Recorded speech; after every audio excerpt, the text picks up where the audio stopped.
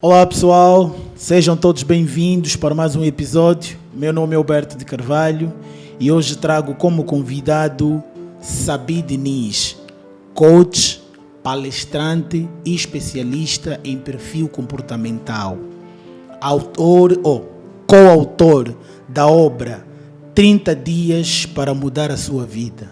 Seja bem-vindo, Sabi Diniz. Muito obrigado, Alberto. Muito obrigado a todos. É um prazer estar aqui no seu podcast.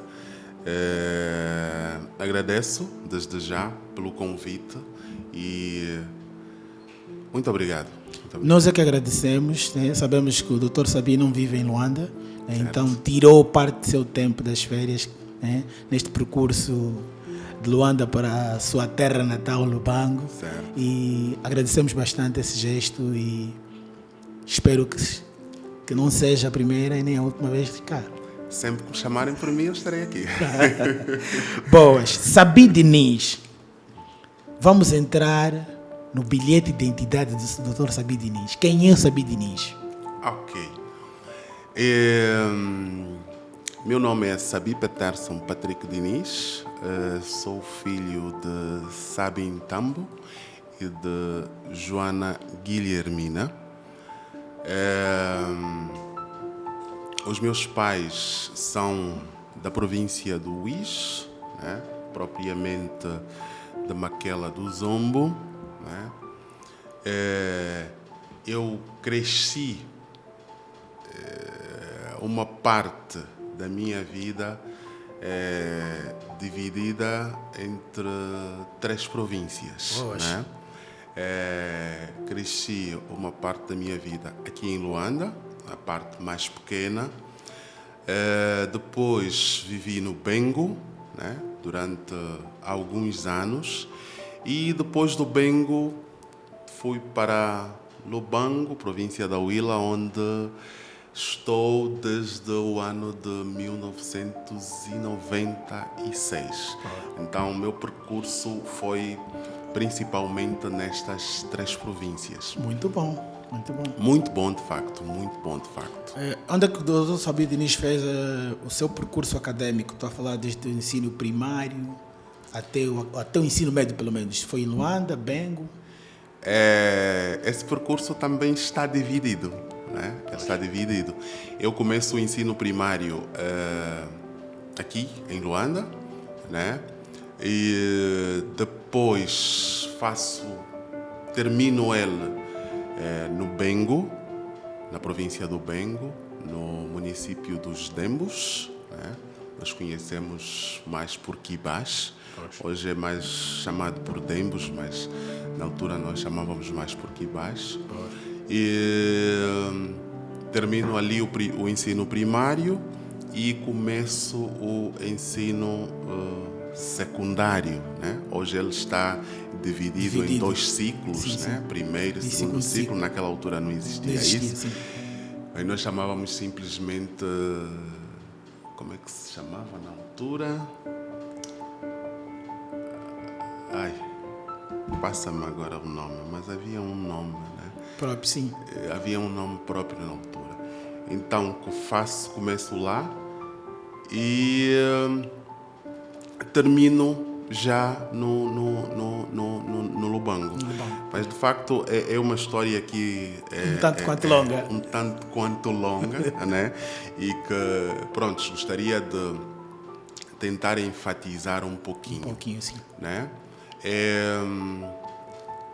O meu pai faleceu muito cedo, né? E praticamente cresci com a minha mãe, que muito jovem, praticamente quem me criou foi a minha avó. Né? Como muitos de nós. Como muitos, de facto. E nessa altura, um tio meu, irmão mais velho da minha mãe, decidiu levar-me com ele. Né? Naquela altura, quem terminasse o ensino médio, primeiro, tínhamos poucas universidades, né? Exatamente. Pouquíssimas, mas havia uma obrigatoriedade de prestar serviço ao país. Pois. Né?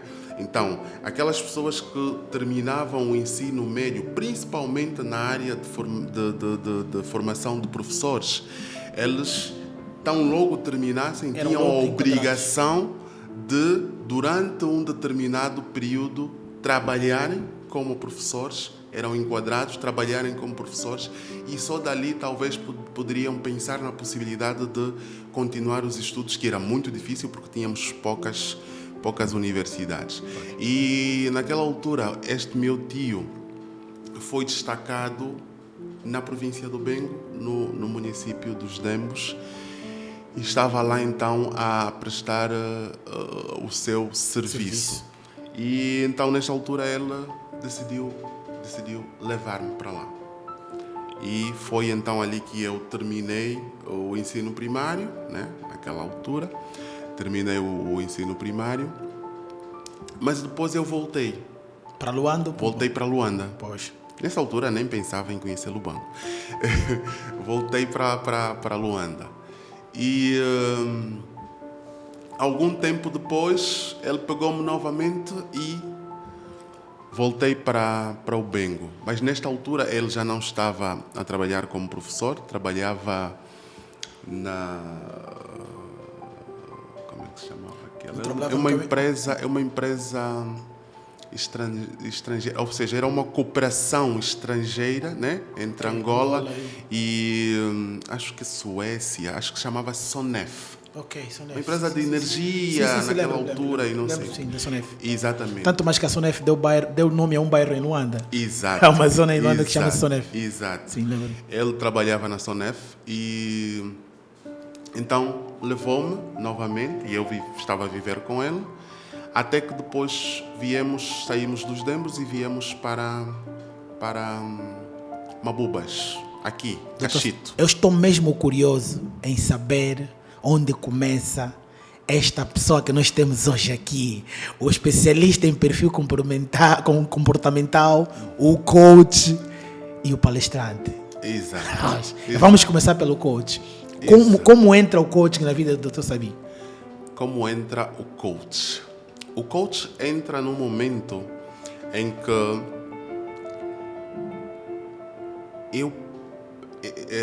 deixa-me voltar um pouquinho antes de entrar no coach. Sim.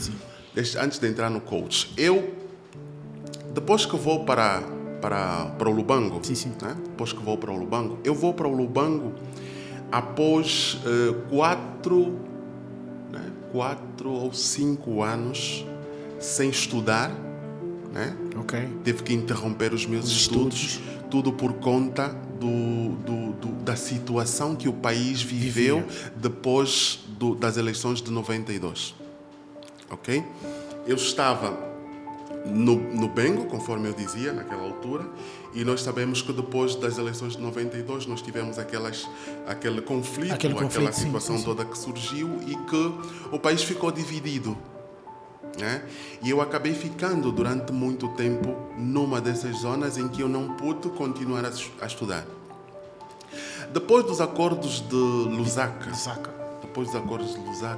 houve uma pequena trégua, né? E nesta pequena trégua eu consegui sair do Bengo. Um falso cessar de fogo. Exatamente, consegui sair do Bengo e voltei para Luanda. Pois. De Luanda, então foi nessa altura que eu fui para o Lubango, porque a minha mãe estava a viver no Lubango, né? Uma tia que também vive no Lubango, e eles estavam a viver no Lubango naquela altura. Então eu, quando chego aqui em Luanda, vou para o Lubango. E este percurso todo sem estudar, vou para o Lubango, aquilo era recomeçar. E depois de um tempo sem estudar, eu cheguei e encontrei pessoas que eram mais novas que eu, que na altura, em termos de progressão acadêmica, eu estava acima, mas naquele momento estavam muito acima de mim. E eu lembro-me que a minha mãe na altura disse-me: queres estudar ou preferes procurar um emprego e começar a trabalhar? Eu disse: não, eu vou estudar. porque eu sempre gostei de estudar. Graças a Deus sempre fui um aluno de Excelência. quadro de honra, entre aspas. Naquela altura não havia muito isso, mas Era se fosse, excelência, se simplesmente. fosse no tempo de hoje falaríamos Quadro disso. de honra. E eu disse que eu vou estudar, e ela perguntou: tens a certeza que queres estudar ou preferes trabalhar? Porque nessa altura eu já tinha um filho, eu tinha 19 anos, tinha um filho, e esse filho precisava de ser sustentado. Da melhor maneira. Exatamente. E eu disse: não, eu vou estudar. Ela disse: tá bom, se você diz que você vai estudar, então eu vou criar condições para que você estude. O meu irmão, naquela altura, mais novo, já estava a fazer o PUNIV, na altura chamava-se PUNIV, né? E houve uma altura que ele disse-me: epá, os meus colegas, os meus amigos dizem: como é que o teu irmão todo mais velho só está a fazer a 8ª classe? Eu disse: não liga. O importante é que eu quero estudar e eu vou estudar. Não é sobre quem chega primeiro. Exatamente. E então comecei a estudar e, graças a Deus, tive um aproveitamento uau. De quadro de honra, mesmo não havendo quadro de honra naquela altura. E logo depois, então, fui para o ensino médio. Fiz o IMEL, na altura, agora mudaram o nome, colocaram os nomes ali. Não, o IMEL? IMEL, mas de Lubango. Ok. Existiam 12 IMEIs. O Instituto Médio de Economia de Luanda. E o Instituto Médio de Economia do Lubango. Que antigamente chamava-se Engels, né? Instituto Médio Frederic Engels. Fui para lá, fiz o curso de Contabilidade e Gestão no ensino médio e, mais uma vez, uau! Na altura havia muita dificuldade de professores. Muita dificuldade mesmo de professores, principalmente professores de áreas técnicas. Técnicas, sim. Contabilidade. E fui considerado o melhor aluno do curso de Contabilidade e Gestão na altura, e a instituição pediu-me que eu ficasse a dar aulas ali. Ou seja, eu termino no ano seguinte eu estava a dar aulas e comecei a dar aulas de contabilidade, de contabilidade financeira no ensino médio. Então eu estava a fazer a faculdade, logo no ano seguinte estava a fazer a faculdade de Economia, na altura núcleo de Economia no Lubango, porque a faculdade era aqui em Luanda, tinha núcleo no Lubango, e ao mesmo tempo eu dava aulas na instituição onde eu me formei em Contabilidade e Gestão. E eu ganhei eu não sei se eu ganhei ou se é algo que já tenho comigo, um gosto em lecionar, gosto em dar aulas. Então, eu trouxe isso para falar do coaching. Ok? Porque o coaching, no fundo, também é uma maneira de nós transmitirmos conhecimento, né? Transmitirmos conhecimento. Tem que ter amor ao próximo, tem que ter essa flexibilidade. Exatamente. Então foi mais ou menos esse trajeto que eu tive. E pronto, dei aulas durante, acho que, se a memória não me trai, foram por aí 8 anos, né? Terminei a minha licenciatura, mas naquele percurso... Ainda no curso de contabilidade? Eu terminei a licenciatura em Gestão de Empresas na Faculdade de Economia. Okay. Mas o que acontece? A minha entrada como professor, né? Naquele tempo era muito difícil. As pessoas eram empregadas, mas ficavam muito tempo sem receber salário, porque o procedimento para que você entrasse na folha de salário era um procedimento muito longo e muito complicado. Então, só para dizer que eu fiquei, se a memória não me trai, mais de 2 anos a dar aulas. Não, minto. Acho que foram mais de 3 anos. Dos 8 anos que eu fiquei a dar aulas, eu acho que eu fiquei uns 3 quase 4 sem receber um tostão sequer. Isto em que ano mesmo? Isso foi em 2000, não. Sim. Em 2002. Só poderia ser. 2002. Porque nos dias de hoje, se 2002. ninguém admitir. Exatamente. Eu fiquei esse período todo a receber, aliás, a trabalhar. Sem eu não receber. recebia nenhum tostão. Mas qualquer uma das pessoas que me conhece, que trabalhou comigo, sabe que neste período, eu não faltei nenhum dia. Eu estava lá todos os dias a dar as minhas aulas. Isso chama-se... Normalmente, porque é aquilo que se diz, quando nós corremos por gosto, nós não nos cansamos. Pois. É que eu gostava. Pois. Então, foi a partir do ensino, depois de ter terminado o ensino médio, o Dr. Sabi começa a dar aulas e entra automaticamente o coach na sua vida. Não necessariamente nessa altura. Passaram-se muitos anos. Eu terminei a faculdade e tão logo terminei a faculdade, eu disse que, pronto, eu precisava de abrir os meus horizontes, né? Sempre fui daquelas pessoas que sempre... Olhei sempre para frente. Eu precisava de abrir os meus horizontes e disse, não. Eu posso até continuar a dar aulas, mas eu quero mais. Eu quero mais para mim. Isto que eu recebo aqui acho que não é o suficiente e eu preciso de mais. E naquela altura havia a moda e a onda de que os bancos eram os empregos de verdade. Pois. E então eu disse a um colega meu, muito amigo meu também hoje, o Vumbi, eu disse, olha, vamos atrás de emprego no banco. Mas tens algum contacto? Eu disse, não tenho, mas vamos fazer. Mas como é que vamos fazer? Eu disse, não, vamos falar com o diretor regional do BPC. Eu disse, como é que nós vamos chegar aí? Não interessa. Prepara a papelada, juntamos a papelada e num dia desse eu disse, vamos. Chegamos na direção regional, tinha logo já uma barreira, a secretária. Pois, sempre. A secretária. O que é que vieram fazer aqui? Nós íamos falar com o diretor. Mas têm Audiência marcada. Eu disse, então, é o pessoal, diga só que nós estamos aqui e não sei o quê. E ela entrou.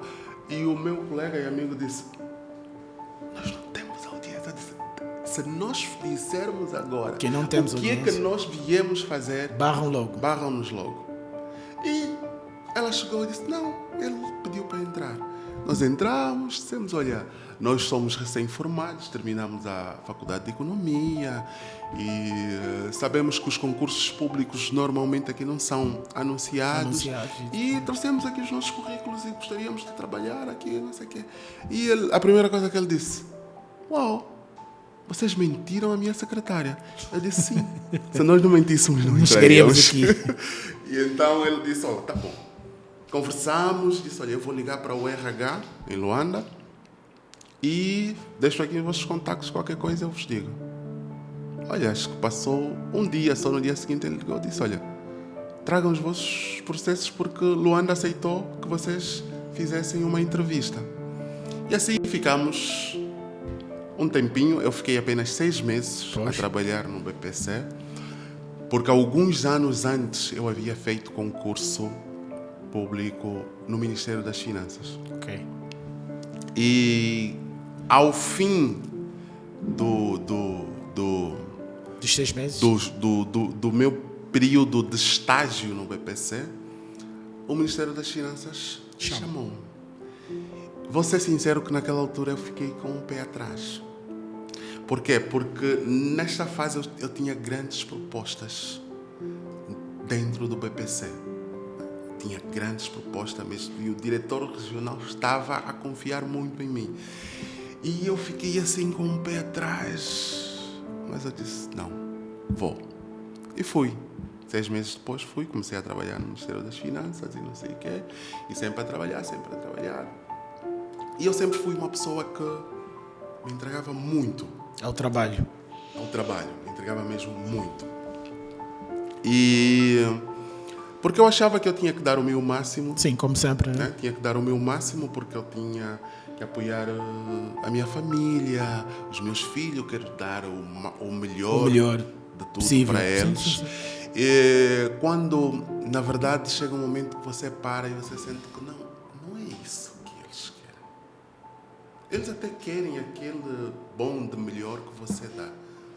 Mas, e nós? É possível ter mais. E nós? Aquele tempo de qualidade connosco. Aquele tempo em que nós podemos sair, brincar, conversar. Aquele tempo de qualidade, seja com a esposa, seja com os filhos, seja até com as pessoas, os familiares próximos. A pessoa acabava não tendo porque eu me fixava só no profissional, né? Não havia o chamado work-life balance, que é o Exatamente, equilíbrio entre a vida profissional e a vida pessoal. Exatamente. Então isso me fez começar a procurar por outro tipo de vida. Não comecei exatamente já procurando outro tipo de vida, mas comecei lendo um pouquinho mais. Eu já fui alguém que lia muito antes eu lia muito, mas chegou um período que eu parei porque eu estava só no profissional. Profissional. Mas depois comecei a entrar um pouquinho nas redes sociais, comecei a voltar a ler quando eu me dei com o livro do Paulo Vieira, O Poder da Ação. Pois, este livro é magnífico. Uau! E eu parei e eu disse, caracas, agora estou a perceber. Eu estou a me focar apenas num pilar da minha vida, que era o pilar profissional. E eu precisava de olhar para a plenitude da minha vida. Aí começou a surgir o coaching. Numa primeira fase, numa perspectiva pessoal. Muito mais pessoal. Pois. Né? Muito mais pessoal. Mas eu comecei a amar aquilo. Por quê? Porque eu, por natureza, eu gosto de ensinar. Então eu disse, que tal eu começar a fazer alguma coisa que também é algo que eu gosto de fazer? Então foi aí que eu entro no coaching. Então fiz a formação em coaching. Depois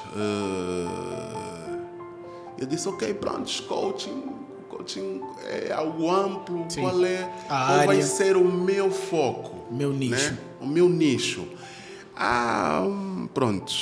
Tenho formação em contabilidade e gestão média, né?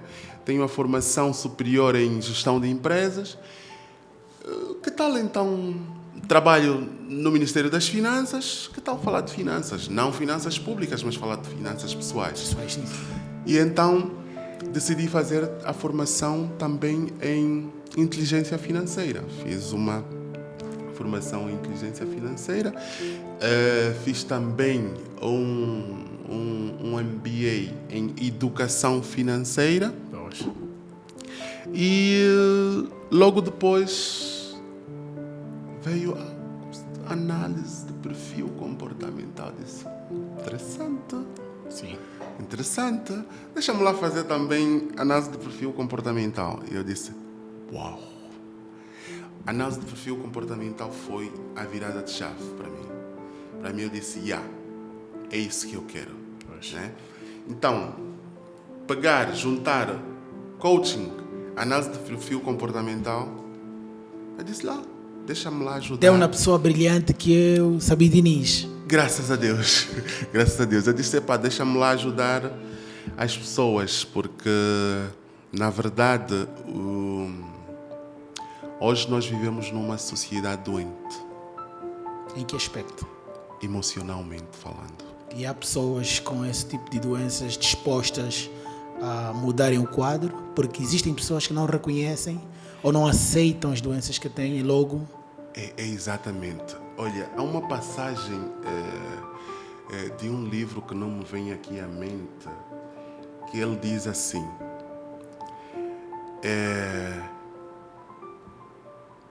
eu consegui salvar 1000 escravos. Poderia ter salvado 10.000. Mas a verdade é que as 9.000 não sabiam nem sequer que eram escravas. O que é que eu quero dizer com isso? Nós temos muitas pessoas doentes emocionalmente. Mas enquanto você não reconhecer, não perceber que você está nessa condição, por mais vontade que eu tenha de lhe ajudar, por melhor especialista que eu seja, eu não vou conseguir lhe ajudar. Você precisa primeiro de ganhar consciência de qual é o seu estado atual. Mas o que está na base de tantos problemas emocionais nos dias de hoje?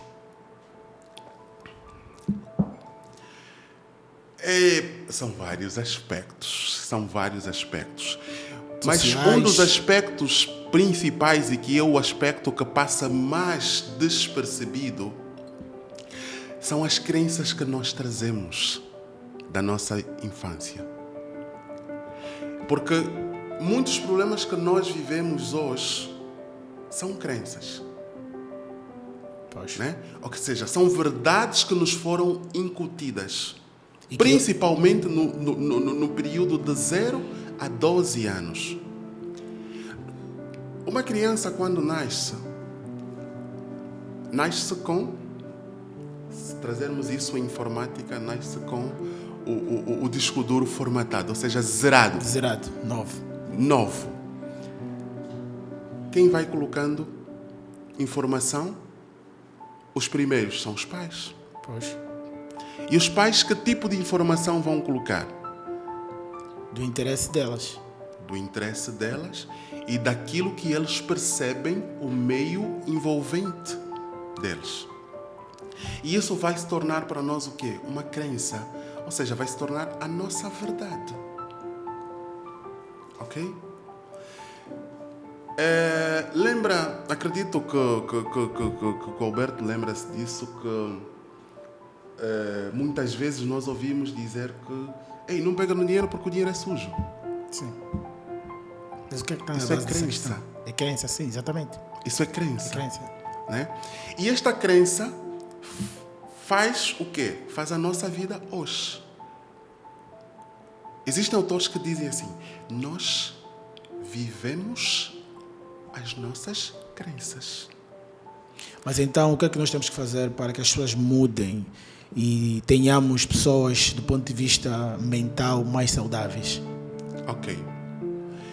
Primeiro, trazer consciência. E nós trazemos consciências.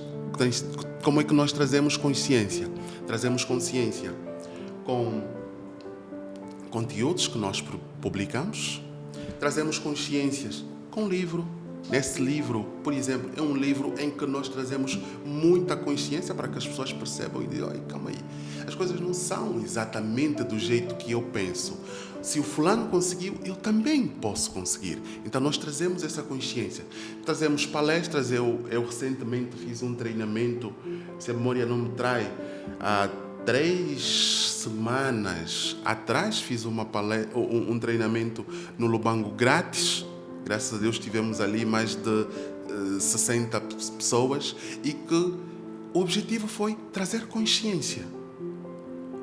E hoje eu recebo mensagem e recebo telefonemas de pessoas que estavam nesse treinamento, que disseram que estão a mudar. Agora estou a pensar de um outro jeito, e já fiz isso, já fiz aquilo, já fiz... Olha, deixa eu trazer aqui um exemplo. Há tempos isso já vão por aí uns 2 ou 3 meses. Alguém ligou para mim: eu preciso de ajuda, e não sei o que, vi nas redes sociais que você ajuda questões financeiras e não sei o que. Eu disse: ok, fala-me um pouquinho de si. E ele disse: olha, eu venho do BIE, estava a trabalhar no BIE e trabalhava na administração. Mas depois surgiu uma oportunidade, porque eu tenho formação em arquitetura, surgiu uma oportunidade de uma empresa privada estrangeira que tinha um projeto. Estava a trabalhar nesse projeto, mas por conta disso acabei perdendo o meu emprego na administração, ou seja, no Estado. Perdi o meu emprego e o projeto terminou. E eu Estou sem emprego. tive que sair do BIE. Fui para Luanda, estou aqui em Luanda, já dei entrada de currículos aqui, ali. Eu disse assim, ok, diga-me alguma coisa. Você consegue perceber em si alguma habilidade que você pode monetizar? Como assim? O que é que você sabe fazer? Para além da formação acadêmica que você tem. Olha, eu até por acaso já havia feito uma formação, um curso de, como é que se diz? De importação, né? Da China e dos Estados Unidos. Ok. E eu disse, você vai continuar a aguardar que seja chamado pelas empresas onde você colocou os seus currículos, ou você pode começar a monetizar esse conhecimento? Eu disse, mas como assim? Como é que eu faço isso? Eu disse, olha, pega no seu telefone, vai nas suas redes sociais e diga assim, eu ensino pessoas a importarem da China e dos Estados Unidos. Pega num papel, imprima, coloca nas paredes e vai deixando assim. Não passaram 2 dias, ele ligou para mim e disse, consegui o meu primeiro cliente. Ele estava com uma habilidade possível de ser monetizada, mas ele simplesmente estava sentado à espera de emprego. Isso é crença, falta de crença. Isso é crença. Ele tinha uma crença que estava a lhe limitar. Por quê? Porque a crença que ele tem na sua mente é de que nós só conseguimos ser alguém se formos funcionários públicos ou se nós formos licenciados, mestres, catedrais. Essa é a crença que nós temos aqui em Angola. E eu falo um pouquinho disso aqui neste livro, que existe uma crença em Angola de que você só consegue ser alguém se você for um funcionário público, se tiver licenciatura ou se tiver mestrado. Se você não tiver nada disso, você não consegue ser ninguém. Isso não é verdade. Esta é uma cultura que nos foi incutida e que, infelizmente, isso já está ultrapassado. Mas agora, o que nós precisamos de fazer é elucidar cada vez mais os jovens que isso é coisa do passado.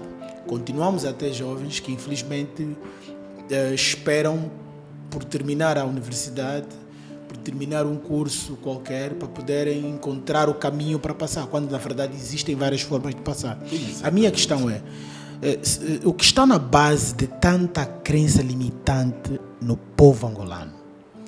O que está na base de tanta crença limitante no povo angolano é, primeiro, a passagem de conteúdo que vem de pessoas que têm crenças limitantes. As crenças limitantes existem em qualquer parte do mundo. Exatamente. Não só em Angola, né? Pronto, vamos ser sinceros que no nosso caso tem um pouquinho mais. Mas por quê? Fruto também da nossa cultura. Exatamente, é aí onde eu queria chegar. Fruto da nossa cultura, nos foram criados alguns tabus. E esses tabus precisam de ser rompidos. E aí entra o coaching. O coaching serve para quê? Para reprogramar crenças. Ok? Primeiro, eu trago para si a percepção de onde é que você está. Ok? Se eu pegar agora no meu telefone e chamar o Rich, qual é a primeira pergunta que o Rich faz? Pergunta a localização. A sua localização. Onde é que você está?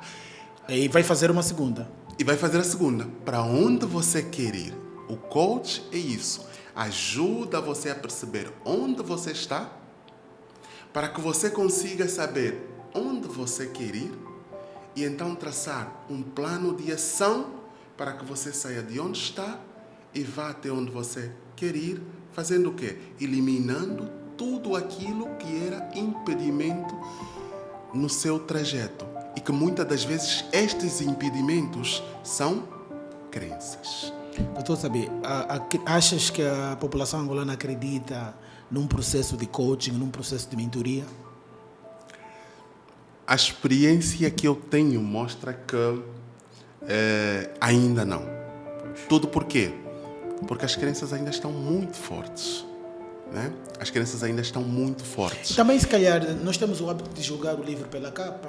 Imaginemos, as pessoas dizem assim, mas quem é esse? Aí eu conto. Mas faz o quê? Mas esse também é mais um. Pronto.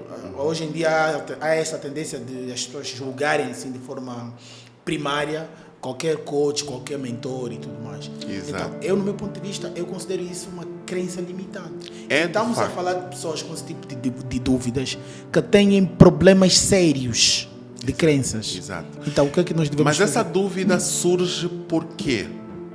Essa dúvida surge por quê?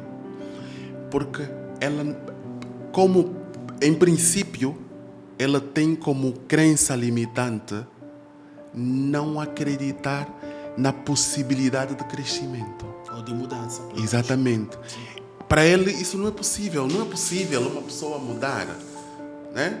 Há quem diz assim, não, as pessoas não mudam. Nasci assim. Eu nasci assim. Serei né? assim. É a síndrome de Gabriela. Gabriela. Eu nasci assim, eu cresci assim, eu vou morrer assim, eu vou ser sempre assim.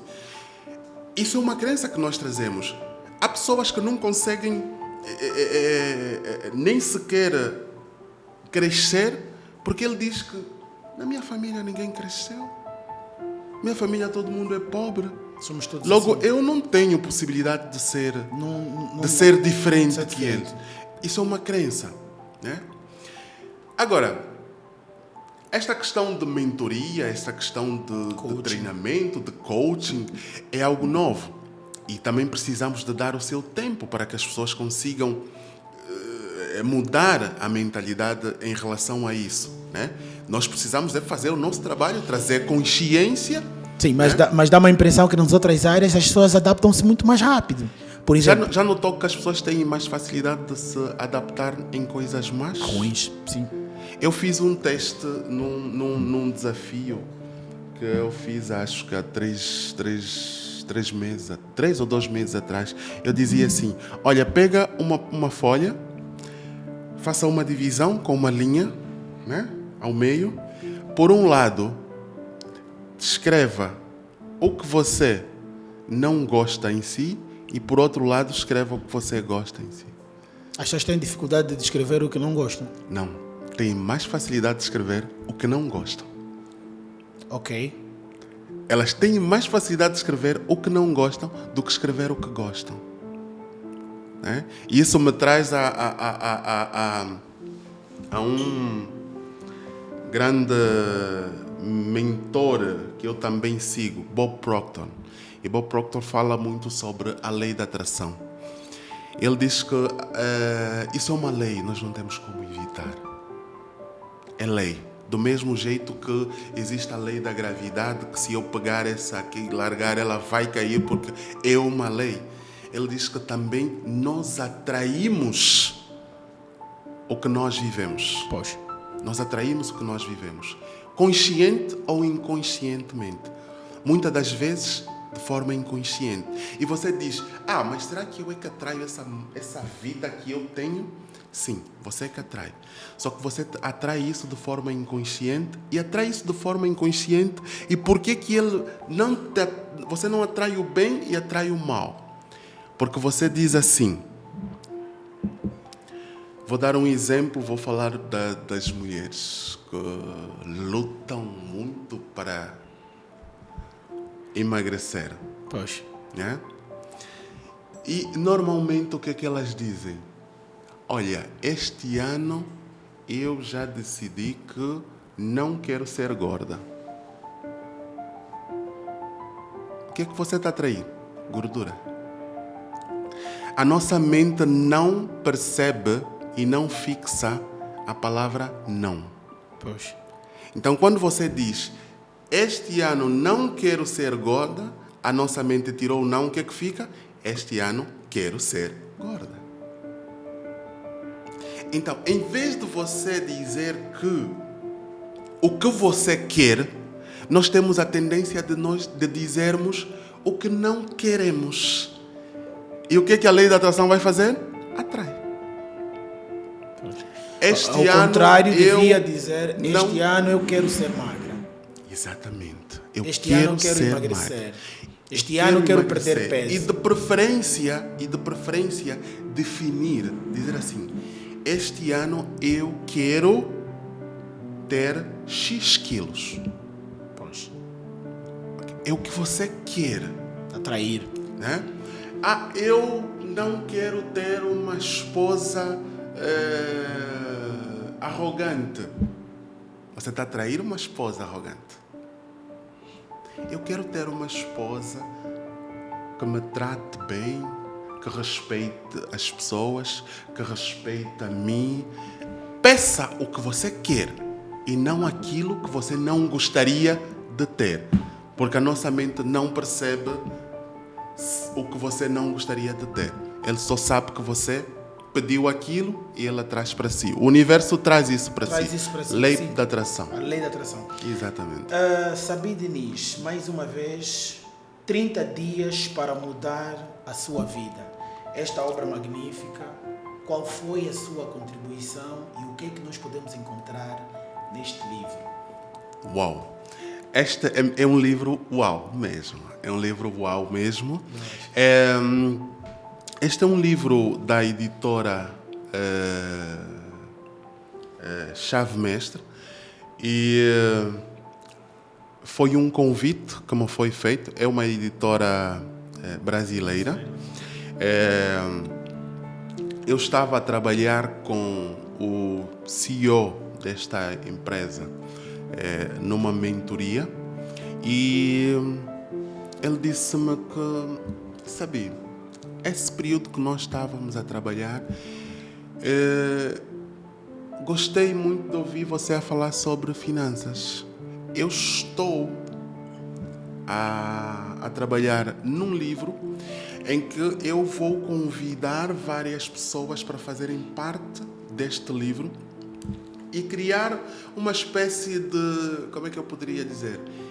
Este livro, na verdade, é um treinamento. Ok? Ele é um treinamento. Então, eu vou chamar várias pessoas para cada uma dessas pessoas escrever um capítulo desse livro. E eu fui convidado, escrevi o capítulo O Poder do Planeamento Financeiro. E... para além de mim, tem mais 29 autores, né? Angolanos somos 3 autores, dos quais uma angolana é residente no Brasil, mas pronto, é angolana. E temos maior parte dos autores portugueses e também brasileiros. Então, foi um convite para fazer parte deste projeto que eu aceitei logo de princípio e foi uma grande experiência. Sempre quis escrever um livro, mas vou ser sincero, eu não sabia como começar. E com essa oportunidade que tive da editora, foi um show. Um livro que foi lançado agora no dia 22 em Lisboa. A editora decidiu fazer o lançamento em Lisboa porque a maior parte dos autores são portugueses e foi uma experiência espetacular. E é um livro que eu aconselho. E quando tiver que ler este livro, leia um capítulo por dia. Ok? Para fazer os 30 dias. E neste livro você vai encontrar inteligência emocional, inteligência financeira, espiritualidade. Ainda falando da inteligência emocional, e esse é um assunto muito atual, né? Nós estamos com problemas sérios na sociedade. Que recados ou conselhos o doutor deixaria às pessoas jovens que padecem deste problema e que às vezes limitam-se? Na verdade, eu gostaria de dizer que a inteligência emocional não é só para quem está com problemas. Qualquer pessoa precisa de constantemente trabalhar as suas emoções, né? Eu estou aqui, eu sou coach, né? Eu trabalho o emocional de outras pessoas, mas eu próprio também tenho um coach. Em algum momento eu tenho que chamar um coach para trabalhar comigo. a inteligência emocional não é só para nós resolvermos problemas, mas é para nós sairmos de um nível para outro. Sempre que você define um novo nível a atingir, você precisa de inteligência emocional. E nessa altura, eu chamo o meu coach. Opa, eu agora estou aqui. Preciso de chegar lá. Estou no andar, estou no quinto andar, mas eu preciso de chegar no sexto. Preciso de si. Mesmo eu tendo a capacidade de fazer o auto-coach, né? Mas não é a mesma coisa. Sim, né? sim. Então, qual é o recado que eu deixo às pessoas? Procurem especialistas. E não tenham receio de procurar um especialista. Doutor Sabi, uma das questões que mais retraem as pessoas à procura de especialistas, no meu entender, devem ser os preços. Sim. E o que é que as pessoas devem fazer? Porque assim, eu penso, né, que devem existir aí por aí especialistas de vários preços, né? E se calhar existem voluntários também. Ok.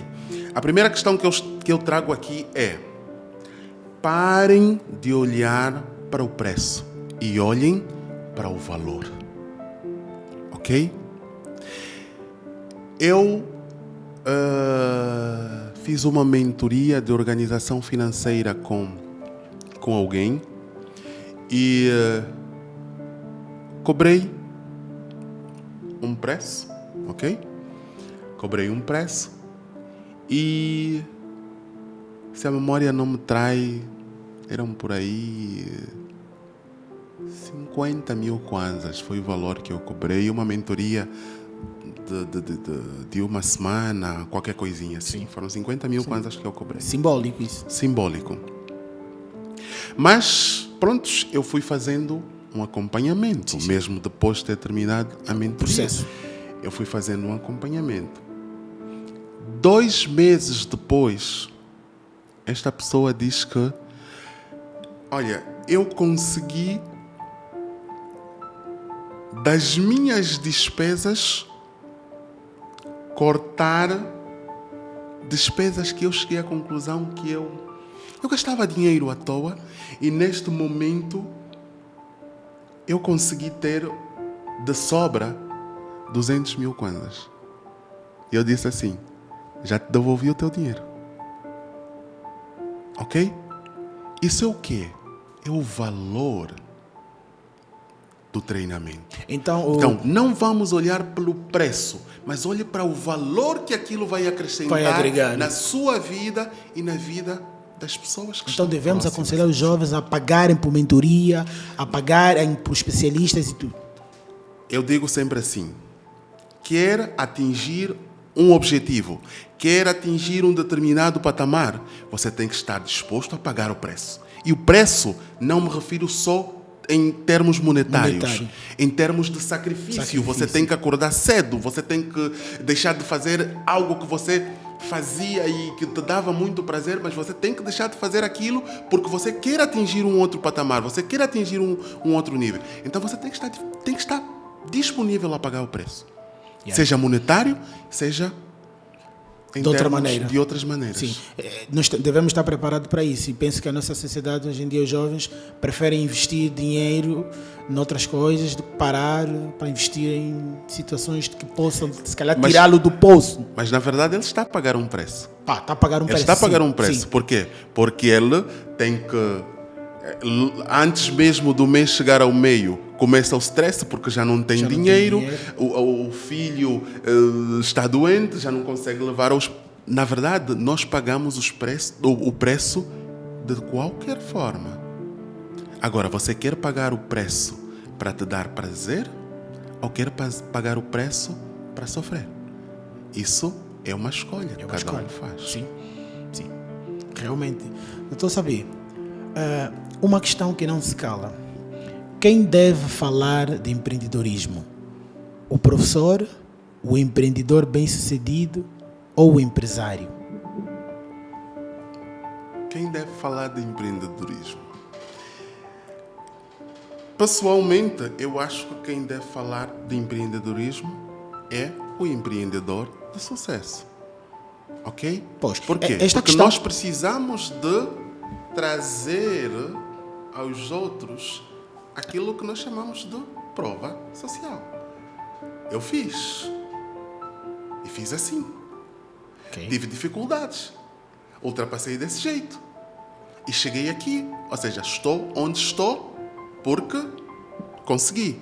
Agora, o professor pode falar de empreendedorismo. Porque tem conhecimento né? científico. Porque tem conhecimento sobre o empreendedorismo.